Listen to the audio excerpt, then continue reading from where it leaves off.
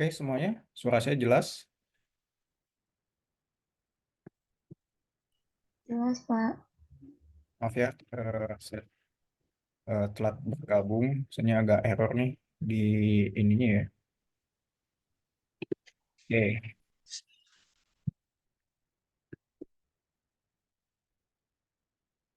kita absen dulu.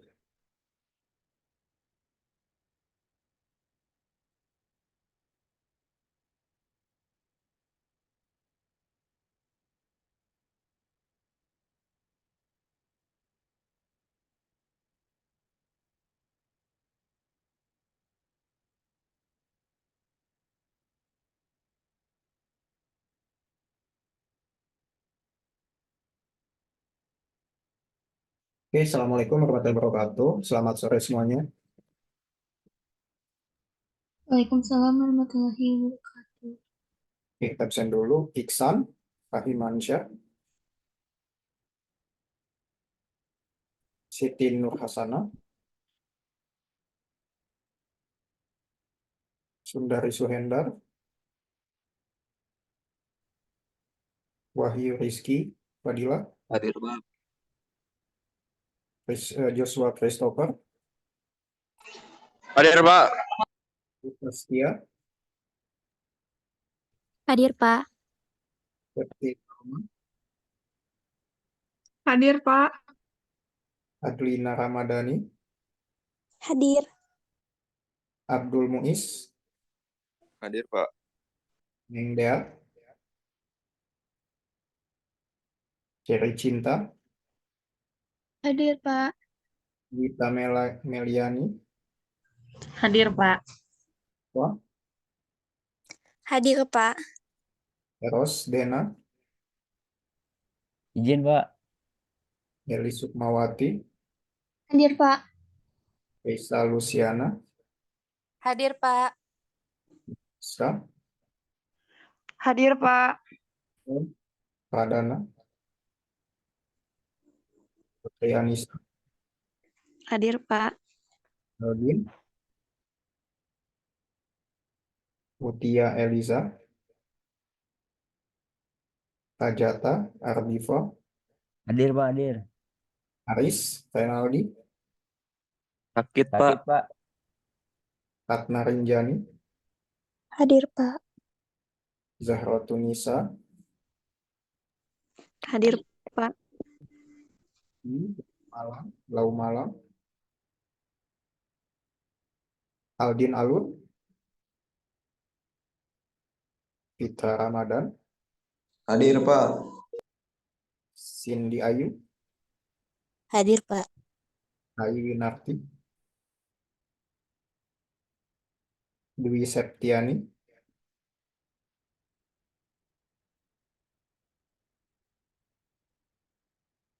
Oke, baik.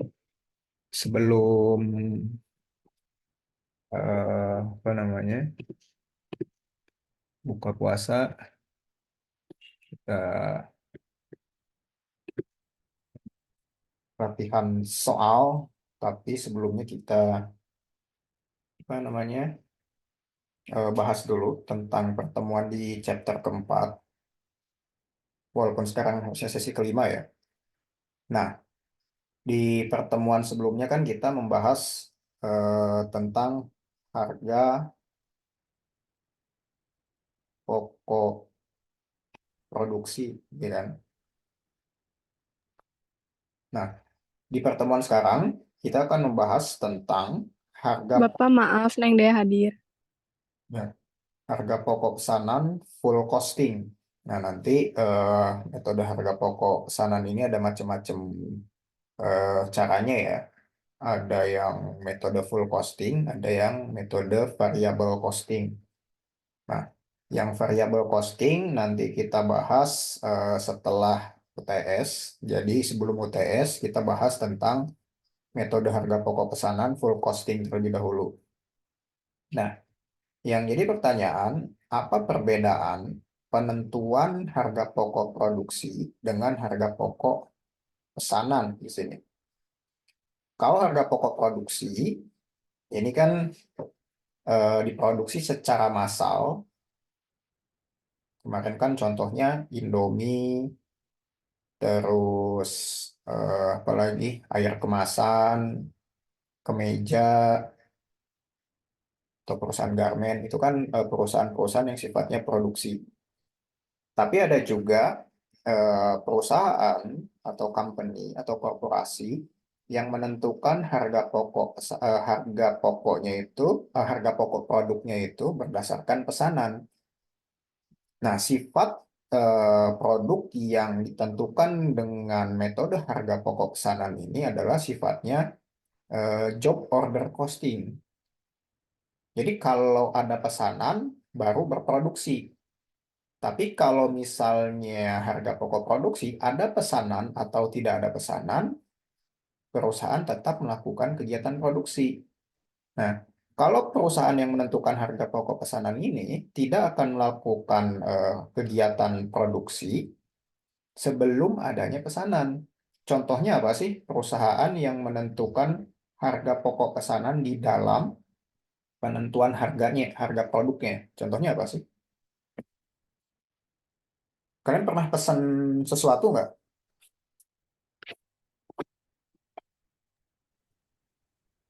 Pernah, Pak. Contohnya pesan apa? Pesan sekarang, jadinya nanti minggu depan, atau jadinya bulan depan. Atau sekarang kalian pesan kue kering untuk nanti Lebaran misalnya. Pesannya sekarang kan, misalnya. Uangnya juga sekarang misalnya. Tapi nanti produknya diambil mau Lebaran. Itu kan pesanan juga. Nah, contoh perusahaan yang menentukan harga pokok pesanan biasanya adalah perusahaan percetakan, misal percetakan misalnya baliho, ya, terus poster, pamflet. Ya. Misalnya contoh perusahaan percetakan kemarin ya, bisa juga perusahaan garmen, ya. Garmen atau perusahaan baju. Contohnya di pemilu kemarin, kalian kan memilih langsung presiden dan wakil presiden. Ini kan ada baliho, poster, pamflet, dan lain-lain kan. Nah, ini kan berproduksi kalau misalnya ada pesanan untuk kampanye. Misalnya. Tapi kalau nggak ada pesanan untuk kampanye, ya nggak akan ada kegiatan produksi gitu. Atau misalnya perusahaan garmen, baju di sini, yang bertuliskan nama calon presiden misalnya. Nah, perusahaan garmen ini juga kalau misalnya berproduksi jika ada pesanan, kan tapi perusahaan garmen itu bisa dua ya, bisa memproduksi secara massal, bisa juga berdasarkan pesanan. Sebenarnya perusahaan garmen itu bisa bisa dua. Nah, tapi contohnya misalnya perusahaan garmen juga bisa memproduksi produk berdasarkan pesanan. Misalnya, biasanya mereka memproduksi kemeja polos atau kaos polos. Tapi misalnya karena musim kampanye, ada kandidat calon presiden misalnya atau calon legislatif memesan baju yang bergambarkan calon presiden atau calon legislatif tersebut misalnya. Nah, itu bisa saja memesan produk seperti itu. Tapi kan dipesan dulu. Nanti kan diproduksinya setelah nanti pesanannya diterima. Atau misalnya sebulan kemudian, 1 minggu kemudian. Nah, itu adalah contoh-contoh perusahaan yang menentukan harga pokok pesanan. Atau kan percetakan pamflet juga. Ya. Kan poster-poster di Sukabumi dulu banyak kan gambar calon legislatif, calon presiden, bisa calon DPRD, calon DPD. Ya. Nah, itu kan mesen ke perusahaan percetakan tersebut. Setelah itu dicetak dengan gambar pemesan tersebut. Nah, kalau misalnya nggak ada musim kampanye, ya percetakan tersebut ya nggak berproduksi. Karena memang pesanannya tidak ada. Nah, kemudian di sini kita akan bahas tentang pengertian metode harga pokok pesanan full costing di sini. Di sini disebutkan harga pokok pesanan yaitu perhitungan HPP, harga pokok produksi, berdasarkan alokasi biaya yang dibebankan pada masing-masing pesanan pekerjaan atau order. Nah, jadi harga pokok produknya nanti dibebankan pada masing-masing pesanan atau order.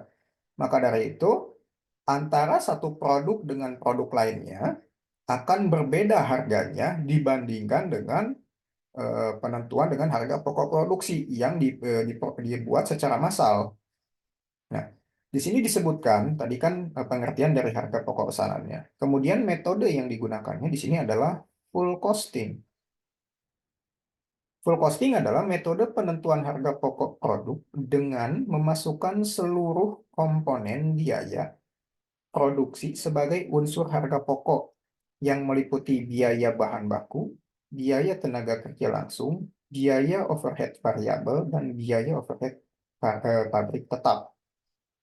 Nah, kemarin kan di dalam penentuan harga pokok produksi kita menentukan harga pokok produksinya dengan 3 komponen utama biaya. Yang pertama adalah biaya bahan baku atau bahan mentah atau bahan langsung. Yang kedua adalah biaya tenaga kerja langsung. Yang ketiga ada biaya overhead pabrik. Nah, di dalam metode harga pokok pesanan dengan metode full costing, biaya overhead pabrik ini dibagi menjadi 2 kategori besar. Ada yang sifatnya tetap atau fix, ada yang sifatnya variabel atau berubah-ubah. Nah, kalau di dalam metode full costing, di dalam metode harga pokok pesanan dengan menggunakan full costing, semua biaya overhead pabrik baik yang bersifat tetap maupun yang bersifat variabel dimasukkan ke dalam komponen pembentuk harga pokok pesanan tersebut. Nah, di sini disebutkan sistem biaya pesanan bisa digunakan dalam mana? Di sini ada perusahaan percetakan, ada perusahaan laundry, ada perusahaan konsultan pemasaran, ada juga akuntan publik. Nah, ini adalah, keduanya, keempat contoh perusahaan ini adalah perusahaan yang menggunakan metode harga pokok pesanan dengan menggunakan full costing. Tadi kan percetakan, kemudian garmen juga sudah kita bahas ya. Kenapa perusahaan-perusahaan tersebut menggunakan harga pokok pesanan di dalam penentuan harga pokok produknya. Oke, sampai sini ada yang ditanyakan nggak teman-teman terkait dengan harga pokok pesanan dengan metode full costing? Jadi itu ya, kalau di dalam metode harga pokok pesanan, kegiatan produksinya belum dilakukan. Nah, nanti dilakukannya setelah pesanan itu ada. Nah, jika tidak ada pesanan, maka tidak akan ada kegiatan produksi. Jadi berbeda dengan penentuan harga pokok produksi, mau ada pesanan kek, mau tidak ada pesanan kek, perusahaan tetap melakukan kegiatan produksi. Ya. Oke, sampai sini ada yang tanyakan teman-teman terkait metode harga pokok pesanan full costing. Oke, kemudian selanjutnya, siklus akuntansi biaya dalam perusahaan manufaktur. Nah, karena di dalam penentuan harga pokok pesanan tadi adalah perusahaan manufaktur, di sini ada siklus pembuatan produknya dan juga ada siklus akuntansi biayanya. Nah, kalau siklus pembuatan produk simpel. Di sini perusahaan membeli dan menyimpan bahan baku, kemudian pengolahan bahan baku menjadi produk jadi, kemudian penyimpanan produk jadi dalam gudang. Jadi di sini terdapat biaya pembelian bahan baku, kemudian penyimpanannya, kemudian di sini terjadi pengolahan bahan baku menjadi produk jadi. Nah, di sini bahan bakunya diolah dengan menggunakan biaya tenaga kerja langsung, biaya overhead pabrik, dan lain-lain. Kemudian ini adalah produk jadi yang disimpan di gudang. Nah, Kalau di dalam pengertian lain, di sini kemarin kan kita membahas tentang persediaan bahan baku, kemudian di sini persediaan barang dalam proses atau barang setengah jadi, kemudian ini persediaan barang jadi atau produk jadi. Nah, ini siklus pembuatan produknya. Jadi ada berbentuk bahan baku, ada berbentuk barang dalam proses atau setengah jadi, kemudian ada barang jadinya. Itu siklus pembuatan produknya yang sudah kita bahas di chapter ketiga kemarin dalam penentuan harga pokok produksi. Nah, kemudian kita bahas lagi sekarang bagaimana siklus akuntansi biayanya. Nah, di sini ada penentuan harga pokok bahan baku yang dibeli. Jadi ditentukan nih, berapa sih bahan baku yang harus dibeli untuk kegiatan produksi tersebut. Nah, misalnya penentuan bahan baku yang dibelinya adalah sebanyak, kalau kita ingin beli kue ya, misalnya kue yang kita beli adalah sebanyak 10 kilogram misalnya. Ini terigu yang kita beli untuk membuat kue tadi. Kemudian penentuan harga pokok bahan baku yang dipakai. Nah, setelah kita membeli bahan baku ini, ternyata yang kita pakai itu tidak semuanya, tapi misalnya hanya, kalau di sini hanya 8 kilo misal. Nah, jadi kan ada sisa 2 kilo lagi. Nah, kemudian di dalam penentuan harga pokok yang dipakai tadi kan, dari 8 kilo terigu yang dipakai tadi kan pasti dong ada biaya yang namanya tenaga kerja. Kalau ini bahan baku yang dipakainya, kemudian ini biaya tenaga kerja langsungnya, kemudian ini biaya overhead pabriknya atau BOP-nya. Nah, dari penentuan bahan baku yang dipakai tadi, kita menentukan berapa sih biaya tenaga kerjanya. Misalnya untuk membuat kue tadi diperlukan 2 orang. Nah, 2 orang ini upahnya berapa? Misalnya masing-masing orang upahnya adalah 100.000. Kalau ini bahan baku yang digunakan 8 kilogram tepung misalnya adalah 80.000. Kalau ini karena 2 orang jadi masing-masing 100.000 jadi 200.000. Kemudian biaya overhead pabriknya. Oh, ternyata di dalam pengolahan kue tersebut pakai mixer, terus pakai gas, misalnya untuk ininya apa, mengolahnya. Kemudian pakai listrik, pakai air. Ini kan adalah biaya overhead pabrik yang harus ditanggung untuk membuat kue tersebut. Selain bahan baku ini. Bahan bakunya kan ada terigu, misalnya, terus mentega, telur, dan lain-lain. Misalnya. Nah, setelah menentukan biaya bahan baku, menentukan biaya tenaga kerja langsung, kemudian menentukan juga biaya overhead pabriknya. Nah, makanya di sini adalah pengumpulan biaya produksinya. Nah, setelah biaya produksinya dikumpulkan atau dikalkulasikan antara biaya bahan baku, biaya tenaga kerja langsung, dan biaya overhead pabrik tadi. Nah, ini kan terkumpul biaya manufakturnya kan, atau biaya produksinya. Nah, setelah diketahui biaya produksinya, maka ditentukan berapa sih harganya. Nah, nanti kita bahas di dalam contoh soal. Nah, sampai sini dulu ya. Jadi ada perbedaan antara siklus pembuatan produk dengan siklus akuntansi biaya di sini. Kalau siklus pembuatan produk, tadi ada persediaan barang mentah atau barang bahan baku, kemudian ada persediaan barang setengah jadi atau dalam proses, kemudian barang jadi. Nah, kalau di dalam siklus akuntansi biayanya, di masing-masing siklus pembuatan produk, di setiap tahapan masing-masingnya, ada biaya yang harus dikeluarkan atau dikeluarkan oleh perusahaan manufaktur tersebut. Di sini ditanyakan teman-teman terkait siklus akuntansi biaya dalam perusahaan manufaktur. Oke, jika tidak ada kita lanjut. Nah, di sini bagaimana karakteristik usaha perusahaan yang produksinya berdasarkan pesanan? Pasti dong berbeda dengan perusahaan yang produksinya tidak berdasarkan pesanan atau diproduksi secara massal. Mau ada pesanan, tidak ada pesanan, tetap berproduksi. Nah, di sini kalau yang sifatnya berdasarkan pesanan, yaitu proses pengolahan produk terjadi secara terputus-putus. Nah, yang tadi disebutkan kan, kalau misalnya ada pesanan, kegiatan produksi terjadi. Kalau tidak ada pesanan, kegiatan produksi tidak terjadi. Maka dari itu, terputus-putus kegiatan produksinya atau pengolahan produknya ini terputus-putus. Berbeda dengan yang produksi massal tadi. Tidak terputus-putus, ya continue aja, terus-menerus berproduksi. Kemudian produk dihasilkan sesuai dengan spesifikasi yang ditentukan oleh pemesan.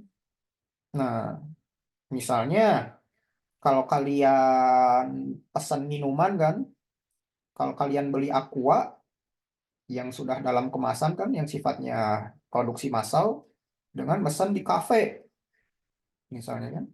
Kalau di kafe, kalian pesan minumannya gulanya pengen sedikit. Terus misalnya jangan pakai es batu, misalnya jangan pakai gula, jangan pakai es batu, misalnya. Itu kan kalian bisa custom sesuai dengan keinginan kalian si produknya. Atau kalian beli bakso juga kan. Kalau yang frozen food misalnya kalian nggak bisa kan mau yang seperti apa bumbunya. Tapi kan kalau yang custom bisa. Nah, maka dari itu keunggulan dari produk berdasarkan pesanan, si pembeli atau si pemesan bisa mengcustom produk yang ingin dihasilkannya. Nah, selanjutnya produksi ditujukan untuk memenuhi pesanan, bukan untuk persediaan di gudang. Nah, jadi setiap ada pesanan aja gitu memproduksinya. Jadi gudang itu kosong gitu. Jadi kalau misalnya produksi secara massal, tujuannya adalah untuk persediaan di gudang sebagai produk jadi. Tapi kalau pesanan bukan untuk memenuhi persediaan di gudang. Kan selera orang beda-beda ya kan. Kalau misalnya ditimbun atau diproduksi untuk memenuhi persediaan gudang, bisa saja produknya nggak laku karena selera orang beda-beda. Nah, itu karakteristik usaha perusahaan yang produksinya berdasarkan pesanan. Dan berbeda dengan yang berdasarkan produksi yang sudah kita bahas di chapter kemarin. Ada yang tanyakan terlebih dahulu, teman-teman? Terkait eh, karakteristik perusahaan berdasarkan pesanan? Oke, kalau nggak kita lanjut. Selanjutnya adalah karakteristik harga pokok pesanan di sini. Yaitu setiap jenis produk perlu dihitung harga pokok produksinya secara individual. Jadi antar produk berbeda harganya dengan produk lainnya. Nah, kalau kalian pergi ke McD misalnya, pesan burger, misalnya isiannya itu ada yang pakai ayam dan satu lagi yang pakai daging sapi misalnya atau beef. Tentu harganya akan berbeda antara burger yang isiannya ayam dengan yang isiannya beef tadi. Maka dari itu perlu dihitung satu per satu untuk biaya produksinya. Jadi tidak bisa diselaraskan dengan produksi massal. Ya, kalau produksi massal kan antara satu produk dengan produk lainnya kan sama. Misalnya kalian beli Aqua satu botolnya 4.000. Antara Aqua satu dengan Aqua lain kan sama kan. Harganya tetap 4.000, nggak ada beda. Tapi kalau pesanan, karena kalian custom, kayak beli burger tadi kan, kalau ada yang belinya isiannya ayam, harganya misalnya 20.000. Tapi kalau yang isiannya daging, misalnya satunya adalah 30.000. Kan komponen pembuatannya juga beda. Nah, oke. Kemudian kedua, biaya produksi dibagi dua, yaitu produksi biaya langsung dan produksi tidak langsung. Nah, jadi yang kita sudah bahas tadi kan, biaya produksi langsung itu apa sih contohnya yang berpengaruh langsung terhadap proses produksi? Sini kan ada biaya overhead, biaya bahan baku dan biaya tenaga kerja langsung. Nah, kemudian biaya produksi tidak langsungnya apa?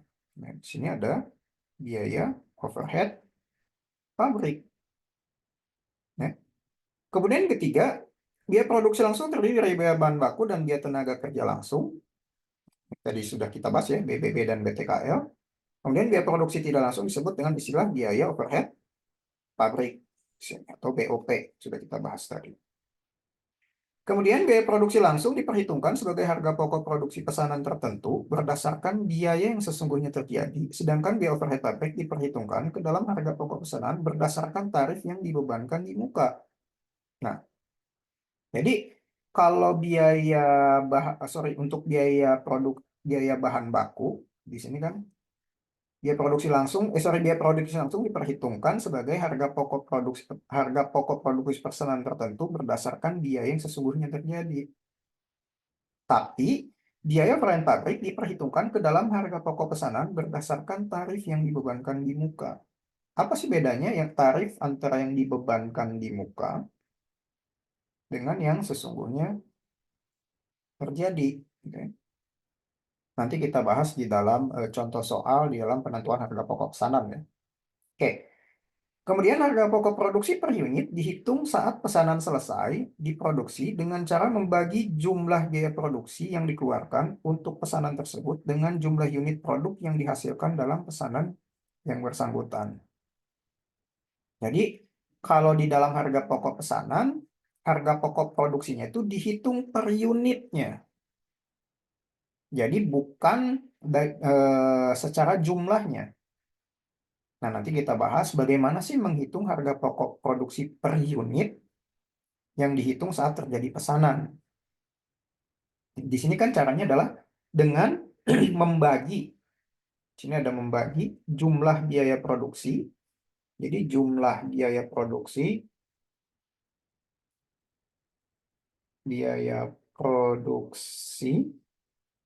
jumlah biaya produksi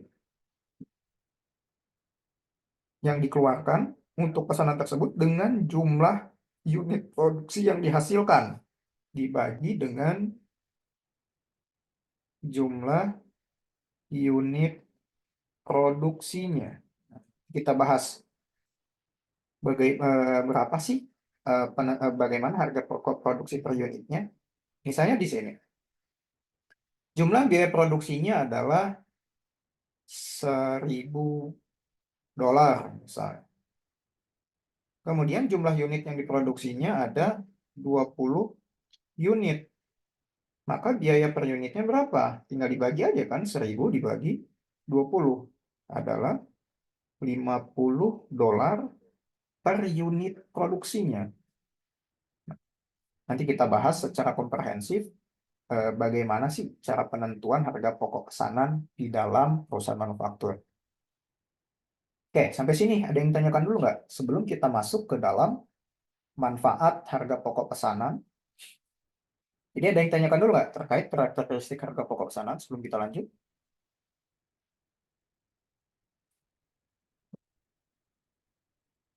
Oke, kalau tidak ada kita lanjut. Apa sih manfaat informasi harga pokok produksi per pesanan di sini? Yang pertama adalah menentukan harga jual yang dibebankan ke pemesan. Jadi harga jualnya itu tergantung pemesan. Bisa mahal, bisa juga murah. Seperti burger tadi kan. Kalau misalnya pengen yang murah, si pemesan ya beli yang isiannya ayam. Kalau beli yang isiannya beef atau daging, ya harganya akan lebih mahal. Gitu. Kemudian, yang kedua mempertimbangkan penerimaan atau penolakan pesanan. Nah, bisa jadi si pemesan juga ditolak di dalam pesanan produksinya. Contohnya, kenapa bisa ditolak? Kalau misalnya tidak memenuhi minimal order, kan kalian pernah juga kan? Kalau pesan sesuatu kan atau beli sesuatu kan ada minimal belinya atau minimal ordernya kan. Nah, kalau misalnya tidak memenuhi bisa saja ditolak karena bisa saja ongkos produksinya tuh tinggi kalau hanya belinya sedikit. Ya. Kemudian memantau realisasi biaya produksi. Nah, jadi realisasi biaya produksinya bisa dipantau per unitnya. Jadi setiap produksi barang dipantau berapa sih realisasinya, apakah sesuai dengan apa yang sudah dipesan atau tidak. Nah, kalau yang sifatnya massal kan tidak bisa dipantau realisasi biaya produksinya karena semuanya sama. Nah, yang keempat, menghitung laba rugi tiap pesanan. Jadi laba ruginya tuh bukan dihitung secara keseluruhan, tapi malah dihitungnya secara tiap unit produksinya atau tiap pesanannya. Jadi tiap pesanan satu, labanya atau ruginya pasti akan berbeda dengan pesanan kedua, ketiga, dan selanjutnya. Nah, kalau misalnya sifat produknya adalah massal, labanya akan sama antara produk satu, kedua, ketiga, dan seterusnya. Seperti laba yang dihasilkan oleh jika kalian membeli Aqua. Belinya misalnya 4.000. Nah, dari harga beli kalian 4.000 itu, perusahaan mendapatkan untung Rp1.000 misalnya per produknya. Nah, antara produk Aqua yang pertama, kedua, ketiga, dan selanjutnya kan bisa saja, sama saja kan. Jadi untungnya adalah Rp1.000 per produk. Mau produk ke satu, kedua, ketiga, dan selanjutnya untungnya tetap 1.000. Tapi kan kalau Saat ini pukul 17. kalau kalian beli burger misalnya kan, kalau yang isian ayam misalnya untungnya adalah 5.000. Tapi kalau yang isian daging isinya bisa 10.000 misalnya. Itu kan tiap produksinya beda kan. Kalau yang pesannya isiannya ayam untungnya 5.000, tapi kalau ada yang pesan isiannya daging atau beef untungnya bisa 10.000. Maka dari itu tiap produknya berbeda keuntungannya. Ataupun bisa rugi. Nah, ruginya pun akan berbeda tiap produknya. Tapi kalau yang sifatnya massal, ruginya akan sama tiap produknya. Gitu ya. Kemudian menentukan harga pokok persediaan produk jadi dan produk dalam proses yang disajikan dalam neraca. Nah, nanti kita bahas bagaimana sih menentukan harga pokok persediaan produk jadi dan produk dalam proses yang disajikan dalam neraca. Oke. Sampai sini ada yang tanyakan dulu nggak terkait manfaat informasi harga pokok produksi pesanan? Sebelum kita lanjut, bagaimana cara menentukan harga jual yang akan dibebankan kepada pemesan? Oke, jika tidak ada,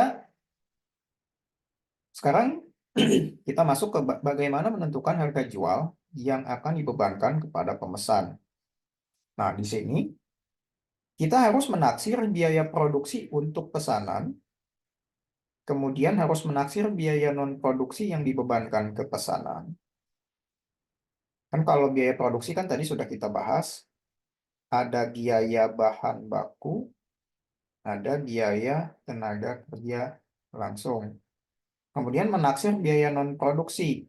Non-produksi tadi kan sudah kita bahas juga adalah biaya overhead pabrik, BOP kan. Nah, di sini kan taksiran kan. Budgeting. Kalau penentuan harga pokok produksi, kita kan menggunakan biaya yang sifatnya aktual atau yang sudah terjadi kan. Tapi kalau yang misalnya sifatnya pesanan, kita tidak bisa menggunakan biaya yang sifatnya aktual, tapi menggunakan biaya yang sifatnya adalah budgeting atau penganggaran atau taksiran di sini. Kalau aktual yang sudah terjadi biayanya, tapi kalau yang budgeting atau taksiran itu kan belum terjadi biayanya. Kita kan nggak tahu harga bahan baku untuk proses pesanan tersebut pada saat kegiatan produksinya berapa. Kan, tapi kan kita masih bisa mengira-ngira berapa harganya. Kemudian biaya overhead pabriknya juga kan kita nggak tahu apakah terjadi kenaikan nanti, apakah penurunan pada saat kegiatan produksi kan kita nggak tahu. Nah, misalnya di sini taksiran biaya produksi untuk pesanan, misalnya biaya bahan baku BTKL-nya adalah $1.000. Misalnya. Sini adalah $1.000.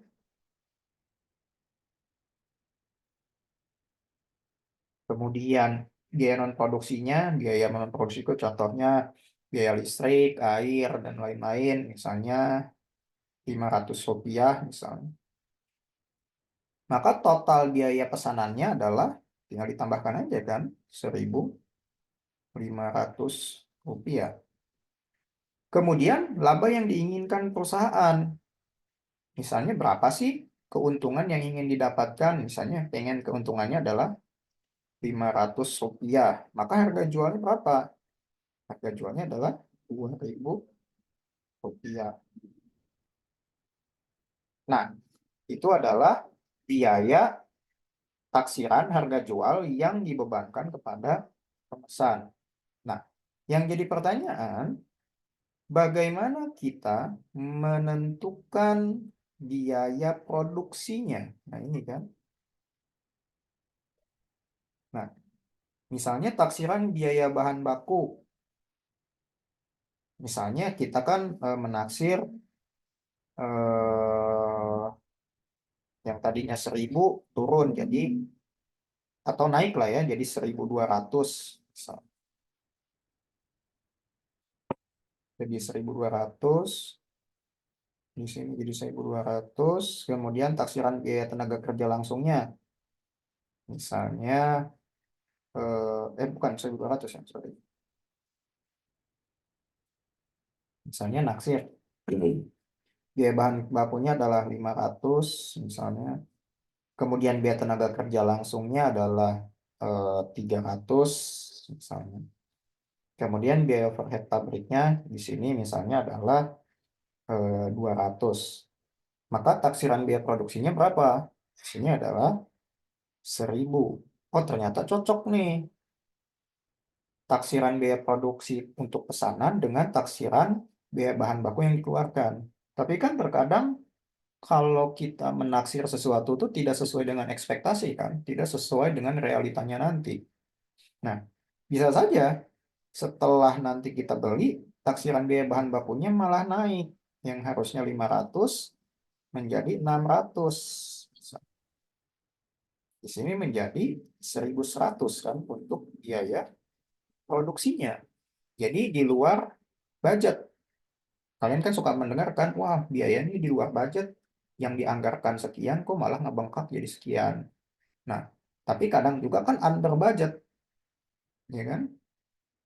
Misalnya yang dianggarkannya tuh berlebih, misalnya dianggarkannya di sini 1.000, ternyata biaya bahan bakunya bukan 500, yang realita terjadinya misalnya 400 di sini. Maka kan biaya produksinya bukan lagi berapa? Bukan lagi 500 tapi 400 kan. Kemudian total biaya produksinya juga bukan jadi 1.100 tapi menjadi 900. Nah, ini kan sesuai budget juga gitu ya, menjadi 900 gitu.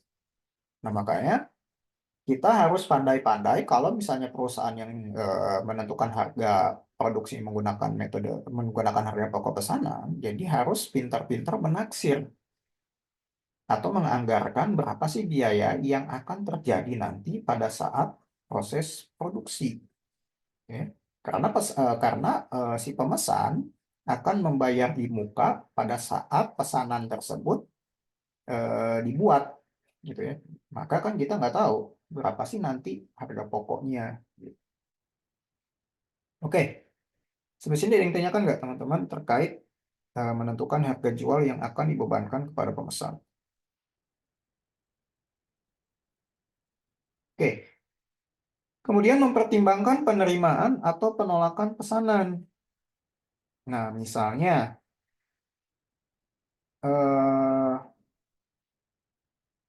si perusahaan tidak akan menerima pesanan jika di luar batas minimum pesanan. Nah, misalnya Untuk bisa memesan barang tersebut harus ada minimal order 10. Gitu ya. Kalau kalian mesannya cuma 5, ya nggak akan diterima pesanan kalian. Minimal kan harus 10. Nah, di sini bagaimana cara menentukan biaya produksi pesanannya? Yang tadi sudah kita bahas kan. Yang pertama yang kita hitung adalah biaya produksi pesanannya. Setelah itu kita tentukan berapa biaya non produksinya, kemudian menaksir harga pokok pesanannya. Tadi kan sudah kita bahas, taksiran biaya bahan baku misalnya di sini adalah 500, biaya tenaga kerjanya 300, biaya overhead pabriknya 200. Maka total biaya produksinya adalah di sini adalah 1000 kan. Kemudian biaya non produksinya yang tidak berhubungan langsung dengan yang tidak berhubungan sama sekali dengan kegiatan produksi. Di sini ada biaya administrasi dan umum misalnya 200, biaya pemasarannya misalnya di sini 300, maka taksiran biaya non produksinya adalah 500 gitu kan. Kemudian taksiran harga total pesanannya berapa? Jadi tinggal 1000 ditambah 500. Hasilnya adalah 1500. Nah, kalau misalnya pesanannya mencapai 1500, total pesanannya kalian akan produksi, kalian akan terima. Tapi kalau kurang dari 1500, contohnya adalah 1000 rupiah, 1000 doang gitu ya, ya kalian nggak akan terima. Karena kalian bisa saja rugi. Oke, sampai sini ada yang tanyakan nggak? Terkait mempertimbangkan penerimaan atau penolakan pesanan. Nah, sederhananya gini. Kalau kalian ingin ke Bogor, misalnya. Kalau ke Bogor kan kalian biasanya naik Elf kan. Naik Call Mini ya. Naik Call Mini harganya dari depan Nusa Putra sampai Kota Bogor misalnya 40.000 per orang.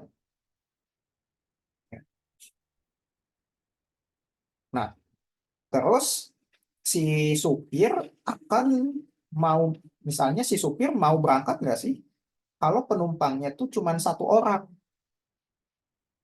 Ya.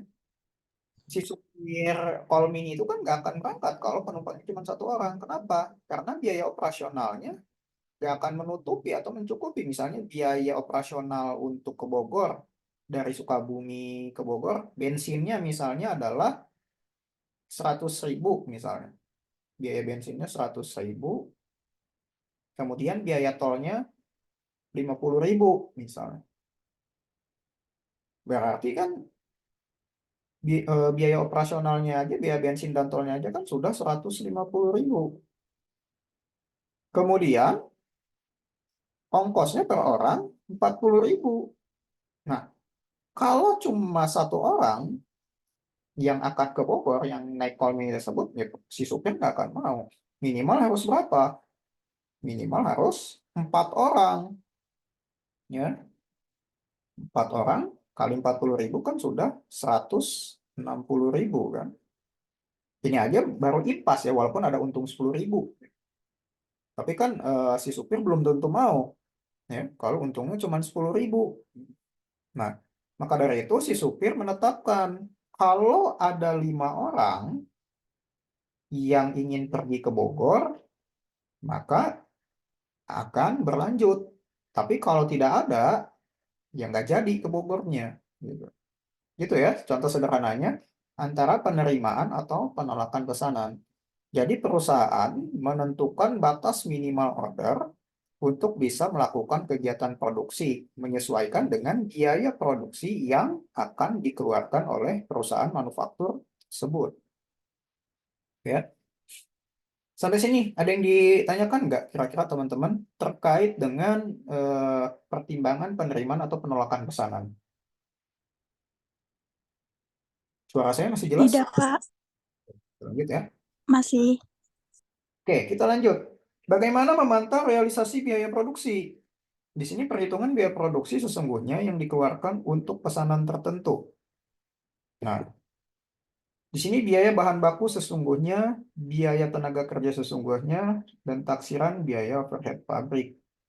Contoh di sini, biaya bahan baku sesungguhnya. Berarti kan kita sudah membeli bahan baku tersebut ke pasar. Misalnya, harganya adalah Rp1.000. Kemudian biaya tenaga kerja sesungguhnya sudah kita bayar juga, sudah kita tentukan. Gaji kan sudah ditentukan di awal kan. Misalnya 500. Nah, tapi di sini kenapa ada taksiran BOP? Kalau yang ini sudah sesungguhnya, sudah sesuai realisasi, tapi kok BOP masih dalam bentuk taksiran? Kenapa nih kalau BOP dalam bentuk taksiran? Berarti kan belum tentu harganya segitu kan? Kalau bahan baku kalian sudah beli, harganya 1.000 di pasar gitu ya. Biaya tenaga kerja sesungguhnya juga sudah kalian tentukan. Kalau sebulan tuh gajinya misalnya 500. Nah, tapi kok ada taksiran BOP? BOP itu contohnya apa aja sih? Kan ada listrik, ada air, kemudian ada lain-lain lah ya. Contohnya, kenapa masih dalam bentuk taksiran?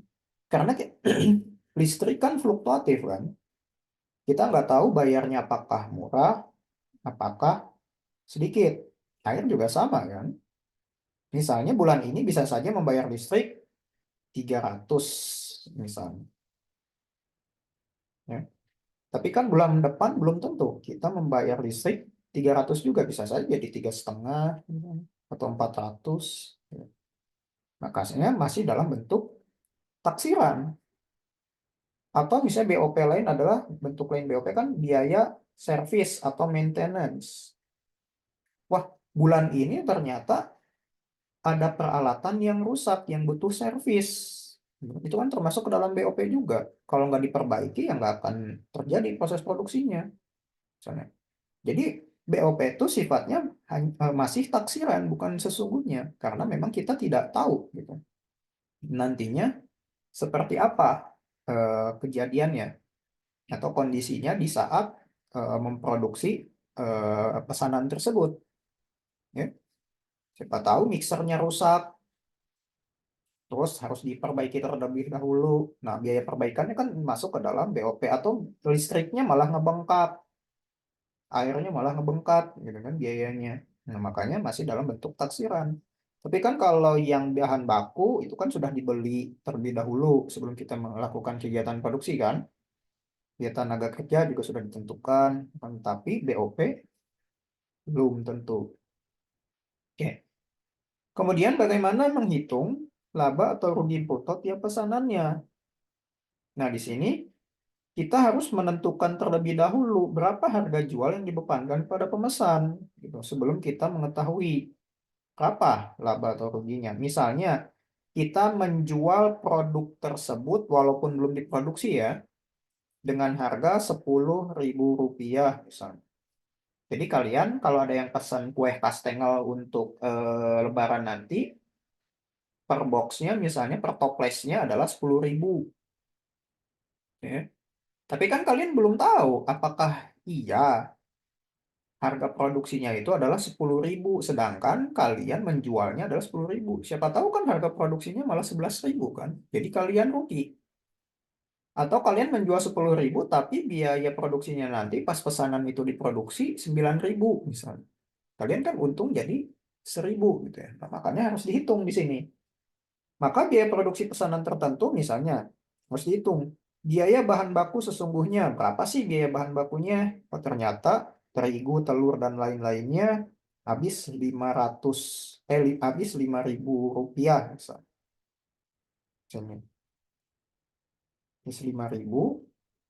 Kemudian biaya tenaga kerja langsungnya berapa? Nah, misalnya kan kalian udah mengupah gitu ya. Tenaga kerjanya itu adalah 2.000 misalnya. Seorangnya 1.000. Nah, ini ada 2 orang jadi 2.000. Kemudian taksiran biaya overhead pabriknya berapa? Ya, kalian kan belum tahu. Nanti pas produksi itu gimana? Misalnya di sini 2.000 juga. Maka total biaya produksi perpesanannya berapa? Tinggal 5.000 tambah 2.000 tambah 2.000. Totalnya adalah 9.000. Kemudian harga jualnya adalah 10.000. Total biaya produksi tiap pesanannya misalnya 9.000. Maka kalian untung 1.000. Dari mana? Dari 10.000 dikurang 9.000. Ya. Sampai sini ada yang ditanyakan nggak teman-teman terkait menghitung laba atau rugi bruto tiap pesanannya? Oke, jika tidak ada, kita lanjut ke menentukan harga pokok persediaan. Menentukan harga pokok persediaan produk jadi dan, itu dan ya, bukan DNA, dan produk dalam proses yang disajikan dalam neraca. Jadi kan persediaan itu ada macam-macam kan, tidak? Persediaan itu terbagi menjadi 3 kan. Ada persediaan bahan baku, ada persediaan bahan baku, ada persediaan dalam proses, barang dalam proses, ada persediaan barang jadi. Nah, pada neraca yang merupakan salah satu bentuk laporan keuangan utama perusahaan manufaktur, neraca itu kan komponennya ada aset, ada kewajiban, ada modal kan. Aset kan ada aset lancar, ada aset tetap. Salah satu komponen aset lancar kan persediaan. Nah, bagaimana cara menghitung persediaan yang ada 3 kategori ini di dalam neraca? Nah, ini yang akan kita bahas. Oke. Kemudian, manajemen wajib menyajikan harga pokok persediaan produk, baik produk jadi maupun produk yang masih dalam proses. Nah, jadi produk dalam prosesnya juga harus dihitung oleh perusahaan ya, bukan hanya produk jadi aja. Jadi kalau kalian membuat kue, gitu, adonannya aja tuh harus udah ada biayanya gitu, atau udah ada harganya ya. Siapa tahu kan pemesan hanya membeli apa namanya bahan setengah jadinya kan. Ya. Kalau kalian sendiri kan kalau beli frozen food misalnya, berbeda kan harganya dengan yang belum digoreng dengan yang udah digoreng kan. Kalau yang udah digoreng kan termasuknya adalah ke dalam produk jadi, tapi kan kalau yang belum digoreng masuknya ke dalam produk setengah jadi kan, belum siap dimakan kan. Nah, pasti kan berbeda. Kalau yang udah digoreng harganya 2.000 misalnya. Tapi kalau yang belum digoreng misalnya bisa saja hanya 1.500.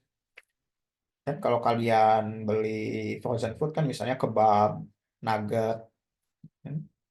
Terus risol yang masih mentah misalnya belum digoreng, itu kan berbeda kan dengan yang sudah digoreng.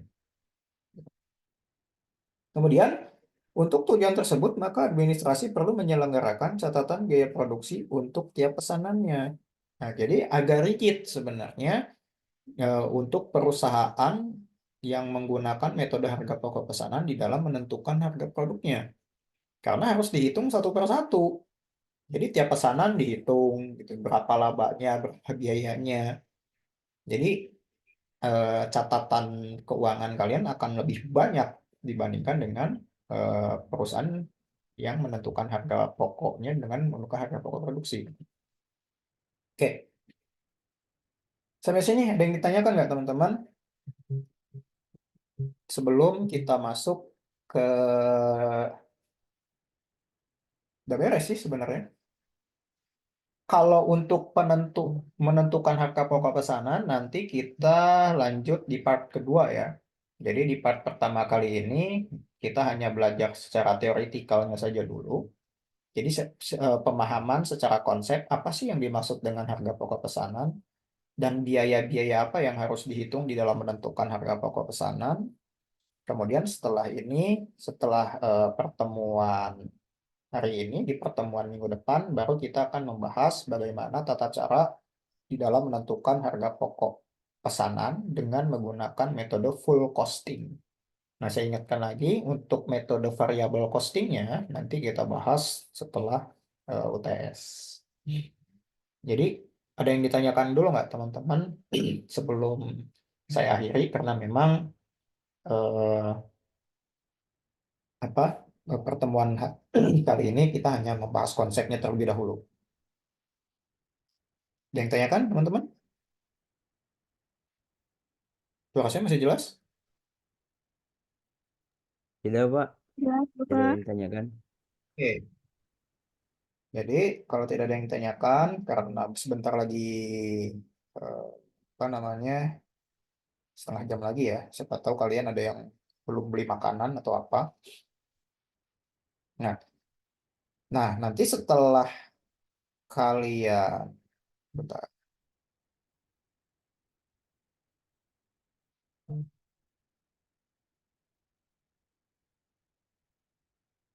Setel-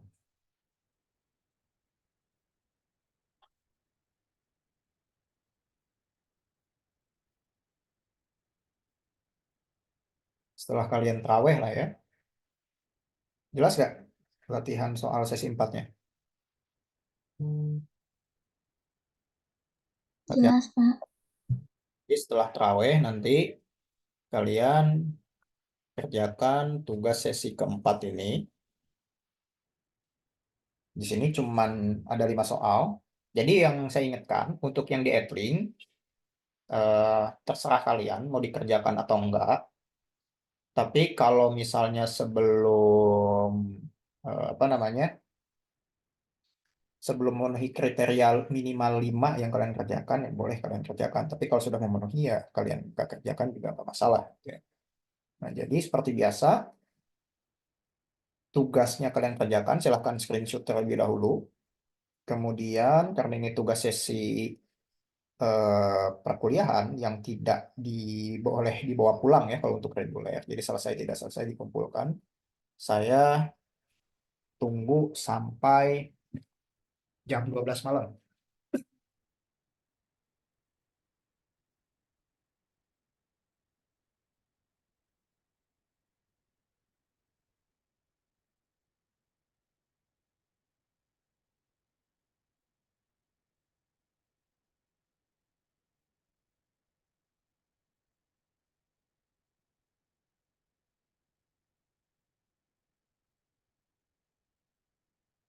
Oke, yang tanyakan sebelum saya akhiri, teman-teman?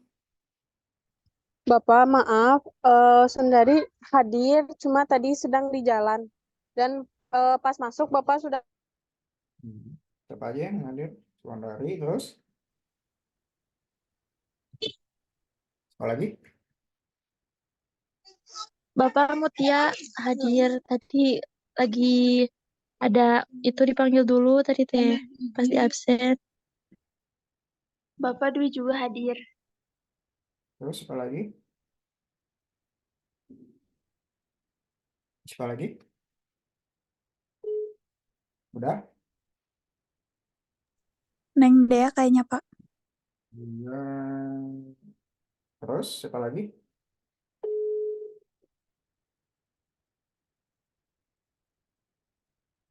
Udah? Oke, kalau udah saya akhiri perkuliahan hari ini. Jangan lupa tugasnya sampai jam 12 malam ya. Dikumpulkan ke Kirimnya kemana Pak? ya, biasa kemarin aja. Yang kemarin kalian ini. Tadi subuh. Ya. Oke, jika tidak ada yang tanyakan, saya cukupkan. Sampai ketemu minggu depan di hari dan jam yang sama. Saya Heri. Assalamualaikum warahmatullahi wabarakatuh. Selamat berbuka semuanya. Waalaikumsalam warahmatullahi wabarakatuh Pak. Waalaikumsalam.